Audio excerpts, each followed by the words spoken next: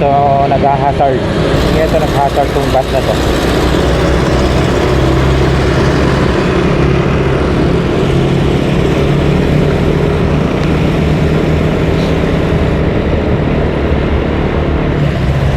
Mga truck din malaki. Kaya mahirap dito pagka mag-deliver ka ng mga buhangin, graba, malaki truck. Medyo nahirapan yung mga truck kasi pahon papunta dito sa Antipolo. Ang bibigat kasi ng mga dala nila yan ay i-deliver sa mga hardware ganun. Galing pa ng mga quarry yan, mga pilingan.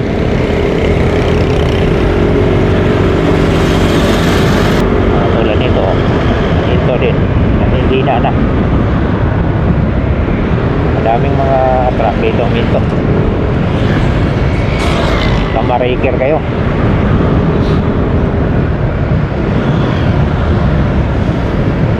At minsan naman nung gagaling dyan sa taas dito may mga mabigat na dala, delikado rin sila dahil pababa rin yan dun papuntang Mambugan.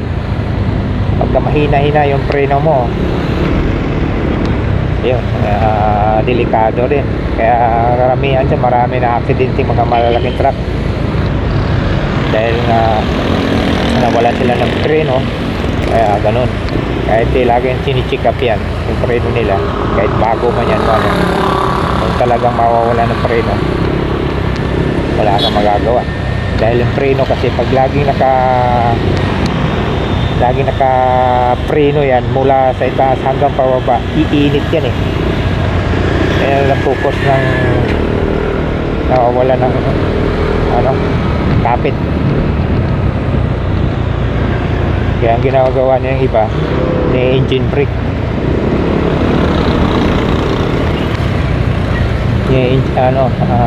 tawag nito, basta tina-engine nila sabay alalay ng preno. Yan ang diskarte ng mga malalaking truck.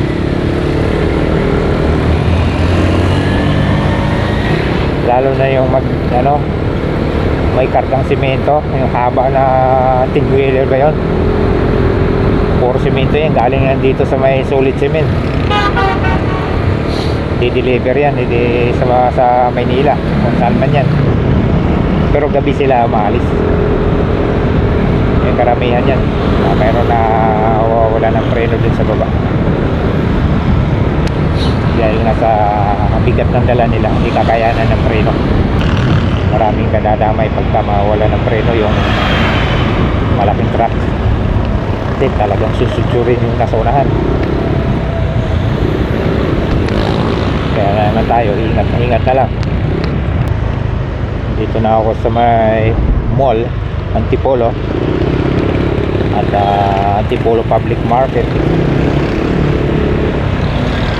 Pagdating doon sa crossing ako'y kakaliwa na, punta na rin sa amin. Highway rin yan, papuntang Teresa din yun.